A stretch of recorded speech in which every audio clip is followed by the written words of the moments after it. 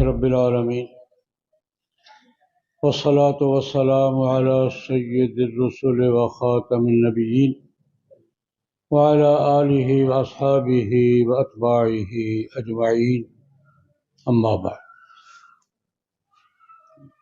آج کل فلسطینی مظلوم بھائیوں کے حوالے سے یہاں ان کی حمایت میں، ان کے حق میں اور طریقوں سے آوازیں اٹھ رہی ہیں۔ ایک بات یہ بھی کہی جا رہی ہے کہ اسرائیل کی اور اس کے ہم خیالوں کی مصنوعات کا بائیکاٹ کیا ہے۔ آج ہی شیخ الاسلام حضرت مولانا محمد تقی عثمانی دامت برکاتہم کا یہ ارشاد ہوا، ان سے کسی نے پوچھا کہ اس پہ آپ فتویٰ دیں۔ ان کا یہ فتوے کی بات نہیں، غیرت کی بات ہے۔ بہت خوب بات ہے۔ ہر چیز فتوے کی زبان میں نہیں دیکھی جاتی، غیرت کی بات ہے کہ جب ہمارے بھائی مر رہے ہوں، ذبح ہو رہے ہوں، تو بھائیوں کو ذبح کرنے والوں کے ساتھ تجارت نہیں کی جاتی۔ یہ غیرت کی بات ہے، ایمان کی بات ہے۔ میں اس کے ایک پہلو پر کچھ عرض کرنا چاہوں گا۔ اس کو معاشی جنگ کہتے ہیں، جہاد کا معاشی پہلو، معیشت کی جنگ، یہ بھی جہاد کا حصہ ہے۔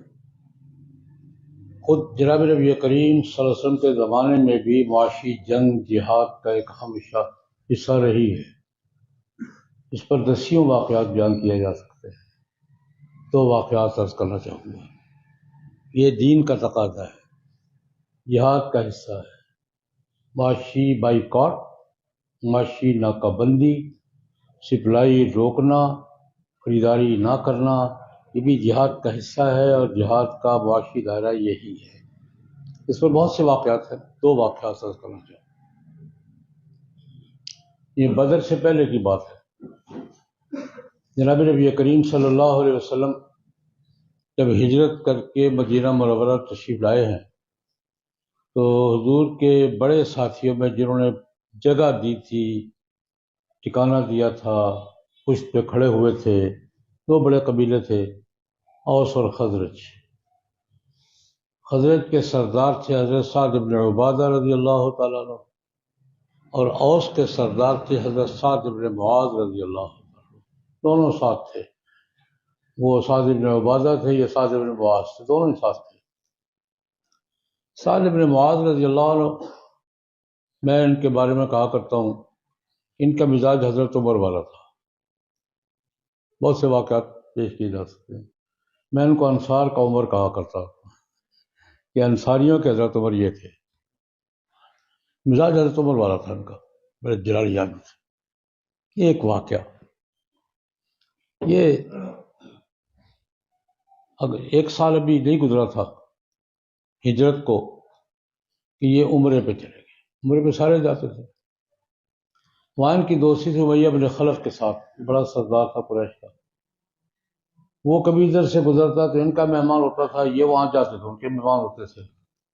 اپنے دوست کیا ٹھہرے، اور حضور کی ہجرت، انصار کا ساتھ دینا، یہ واقعہ تو مشہور ہو چکے تھے۔ تو ان کو مشورہ دیا گیا کہ حضرت آپ ہجوم میں نہ جائیں، کوئی مخالف کارروائی کر ڈالے گا۔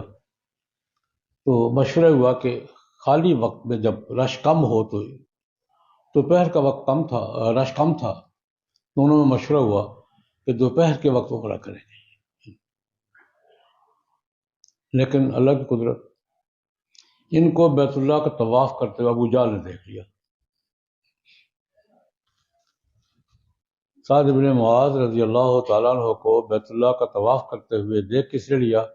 ابو جہل نے پہچان لیا۔ پوچھا کون ہے بھیا؟ پھر سعد، وہ یسربی، یسرب سے؟ ہاں وہی آ گئے۔ تو یہاں بیت اللہ کا طواف کر رہا ہے؟ ہمارے دشمنوں کو پناہ دے کر تو آرام سے طواف کر رہا ہے؟ اب ابو جہل اور سعد بن معاذ آمنے سامنے۔ لمبی تفصیل میں اس کے واقعہ کر رہا ہوں۔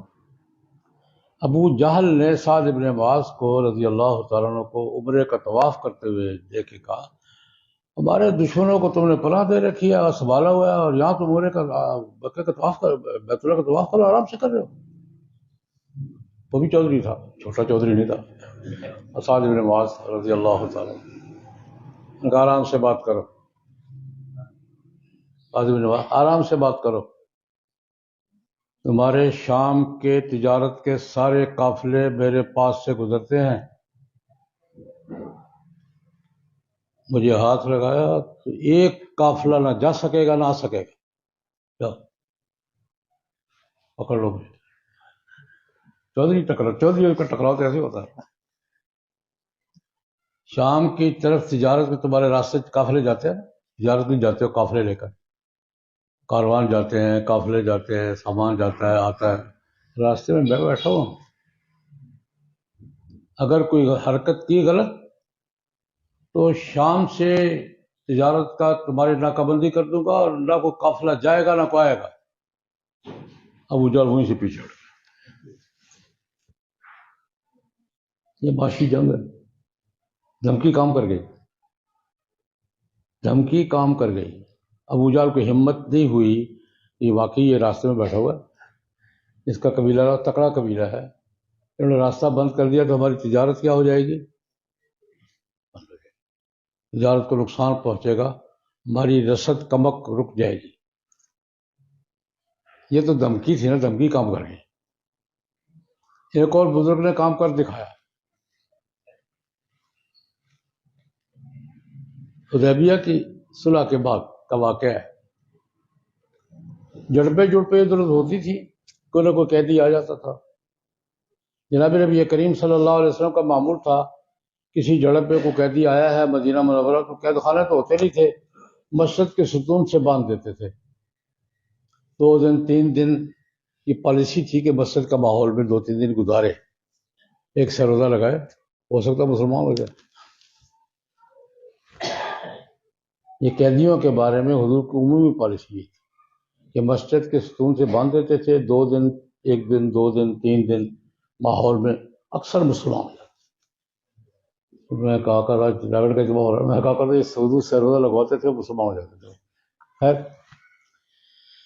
ثمامہ بن اسال رضی اللہ تعالیٰ عنہ بنو حنیفہ کے سردار تھے، یہ ماما کے علاقے بڑے چودھری تھے. کئی عمرے پہ جا رہے تھے، اپنے طور پر کافر تھے، بنو حنیفہ کے سردار تھے، عمرے پہ جا رہے ہیں. راستے میں مسلمانوں کے کسی رستے سے جھڑپ ہوئی، انہوں نے قیدی بلایا مدینہ لے. اب ثمامہ صاحب قیدی ہیں، مدینہ لائے گئے ہیں، مسجد نبی کے ستون کے ساتھ باندھ دیے. اب 1 دن 2 دن میں فیصلہ ہونا. بخاری کی روایت ہے، جناب نبی کریم صلی اللہ علیہ وسلم صبح کی نماز کے بعد دیکھا، پتہ تو تھا، رپورٹ مل گئی تھی، تو پاس گئے. ماں نے کہا ثمامہ کیا پروگرام ہے؟ اب وہ قیدی ہے، بدلا ہوا ہے.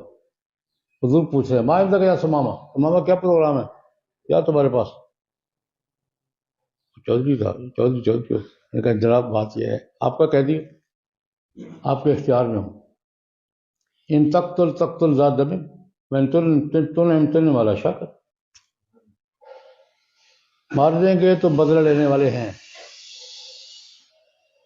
چودھری کی زبان سمجھ آئی، ان تقتل ذات دم، مار دو گے، آپ کے کنٹرول میں ہوں، مار دو گے، لیکن بدلہ لینے والے ہیں، لے لیں گے. وَإِن تُنْعِمْ وَلَا شَكْرٍ، احسان کرو گے تو ناشکری نہیں کروں گا. ان 2 جملے میں پوری تقریر ہے. ان تقتل ذات دم، اگر مار دو گے تو بدلہ لینے والے لے لیں گے، اور احسان کرو گے تو ناشکرا نہیں.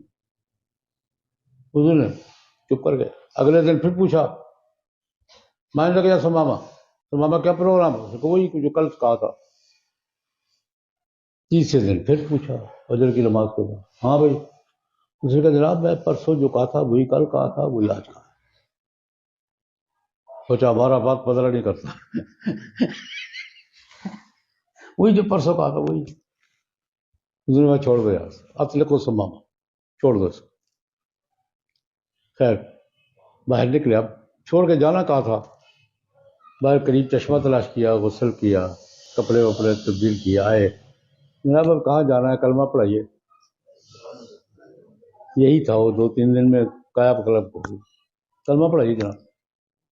کلمہ پڑھا مسلمان۔ کہنے لگے جناب میں تو اپنے گھر سے یمامہ سے چلا تھا، مکے عمرہ جب جا رہا تھا، آپ کے دوست ساتھی نے پکڑ لیا، یہاں لے آئے، اب میں نے کلمہ پڑھ لیا، جو آپ کہیں گے وہ کروں گا، گھر واپس جاؤں آپ کے پاس رہوں یا عمرے کے لیے جاؤں، کیا آرڈر ہے؟ ہاتھ جو دے دیا ہے تو آرڈر بھی آپ ہی کا چلے گا۔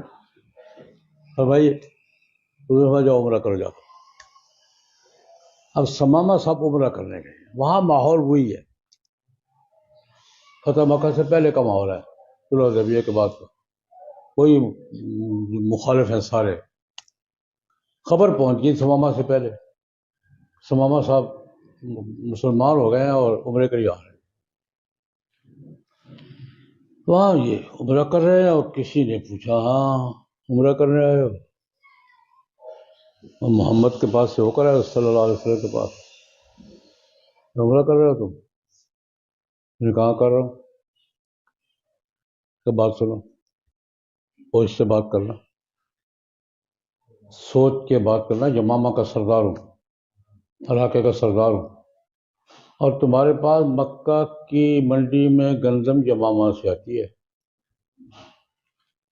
مجھ سے چھیڑ چھاڑ کی تو مکے کی منڈی میں گندم کا ایک دانہ نہیں آیا۔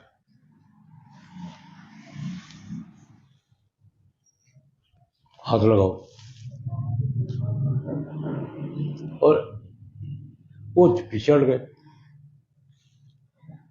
یہ اب آرام سے چلے گئے، جا کے کارروائی ڈال دی، یمامہ میں اعلان کر دیا کہ خبردار مکہ کی منڈی میں یمامہ سے گندم نہیں جانی چاہیے۔ نہیں گئی، 2 مہینے گزرے، ان کو مصیبت پڑ گئی، بھائی یمامہ کا چودھری آیا تھا، وہ دھمکی دے گیا تھا گندم نہیں آئے گی، تمہاری منڈی میں گندم نہیں آئے گی۔ تو یہ حضور نبی کریم صلی اللہ علیہ وسلم حدیبیہ کی صلح کا زمانہ تھا، یہ ہم 10 سال جنگ نہیں کریں گے۔ قریش نے باقاعدہ وفد بھیجا مدینہ منورہ جناب نبی کریم صلی اللہ علیہ وسلم کی خدمت میں، جناب ہمارا آپ کا معاہدہ چل رہا ہے جنگ نہ کرنے کا، وہ آپ کے ساتھی نے ہماری ناکہ بندی کر دی ہے، منڈی کا راستہ روک دیا ہے، آپ مہربانی کریں۔ حضور نے خط لکھا سمامہ کو، ہتھوڑا رکھ یار، تو سمامہ نے سپلائی بال۔ یہ میں نے 2 واقعات عرض کیے ہیں، معاشی جنگ، یہ بھی جنگ کا حصہ ہے یا نہیں ہے؟ یہ بھی جہاد کا حصہ ہے اور دین کا تقاضا ہے، اس لیے ہمیں بھی تھوڑی سی غیرت کرنی چاہیے اور اس مہم کو منظم کرنا چاہیے کہ کم از کم اسرائیلی مصنوعات کا بائیکاٹ تو کرے نا، یہودی مصنوعات کا بائیکاٹ تو کرے نا۔ ہمیں اپنے فلسطینی مظلوم بھائیوں کی امداد کے لیے یہ مہم چلانی چاہیے اور اسرائیلی مصنوعات کے بائیکاٹ کی اور اسرائیل کے سرپرستوں کی مصنوعات کی بائیکاٹ کی مہم منظم کرنی چاہیے، اپنے مظلوم بھائیوں کے ساتھ امداد کا یہ بھی ایک حصہ ہے، یہ بھی ایک تقاضا ہے۔ اللہ پاک ہم سب کو توفیق عطا فرمائے۔ اللہم صلی اللہ علیہ وسلم۔